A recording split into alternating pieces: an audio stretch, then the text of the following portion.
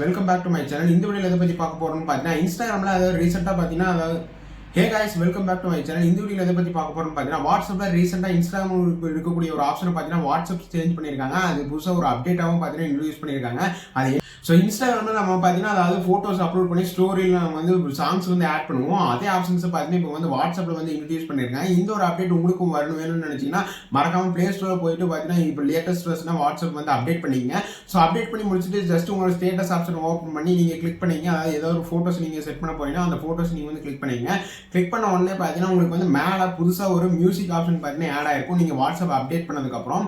So அந்த music option நீங்கள் வந்து கிளிக் பண்ணும்போது பார்த்தீங்கன்னா நீங்கள் எப்படி வாட்ஸ்அப்பில் ஸ்டோரி அதாவது இன்ஸ்டாகிராமில் ஸ்டோரியில் நீங்கள் வந்து சாங்ஸ் எல்லாமே ஆட் பண்ணுவீங்களோ அதே ஆப்ஷன்ஸை பார்த்தீங்கன்னா யூஸ் பண்ணி இப்போ வாட்ஸ்அப் நீங்கள் வந்து ஆட் பண்ணிக்க முடியும். உங்களுக்கு பிடிச்ச சாங்ஸ் எல்லாமே பார்த்தீங்கன்னா வாட்ஸ்அப்பில் அதாவது ஸ்டோரி மாதிரி நீங்கள் வந்து வச்சுக்க முடியும்.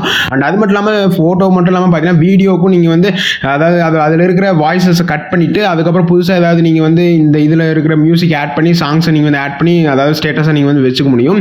இந்த ஒரு அப்டேட் பார்த்தீங்கன்னா இப்போ வாட்ஸ்அப்பில் வந்து இன்ட்ரடியூஸ் பண்ணியிருக்காங்க.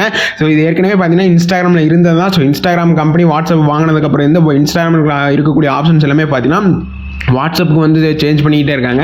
ஸோ இதில் நிறைய லொக்கேஷன் ஆப்ஷன்ஸ் அந்த எமோஜி ஆப்ஷன்ஸ் இதில் நிறைய ஏகப்பட்டது எல்லாமே பார்த்தீங்கன்னா இன்ஸ்டாகிராமில் இருக்கக்கூடிய இந்த வாட்ஸ்அப்லையும் கொண்டு வந்துட்டாங்க. அது மட்டும் இல்லாமல் பார்த்தீங்கன்னா வாட்ஸ்அப்லேயே நீங்கள் வந்து மென்ஷன் பண்ணுற ஆப்ஷன்ஸுமே கொண்டு வந்துட்டாங்க. நீங்கள் வந்து ஸ்டேட்டஸ் வச்சுட்டு கீழே டைப் பண்ணும்போது பார்த்தீங்கன்னா அட் சிம்பிள் ஆட் பண்ணி நீங்கள் வந்து யாராவது நேம் டைப் பண்ணிங்கன்னா அவங்களை நீங்கள் வந்து மென்ஷனுமே பண்ணிக்கலாம். ஸோ நீங்கள் ஸ்டோரி இன்ஸ்டாகிராம் ஸ்டோரியில் எப்படி நீங்கள் வந்து ஸ்டோரி போட்டதுக்கப்புறம் அவங்க எப்படி மென்ஷன் பண்ணுறீங்களோ அதே மாதிரி வாட்ஸ்அப்லேயே நீங்கள் வந்து மென்ஷன் பண்ணிக்கிற ஆப்ஷனுமே பார்த்தீங்கன்னா ஏற்கனவே இன்ட்ரடியூஸ் பண்ணியிருக்காங்க.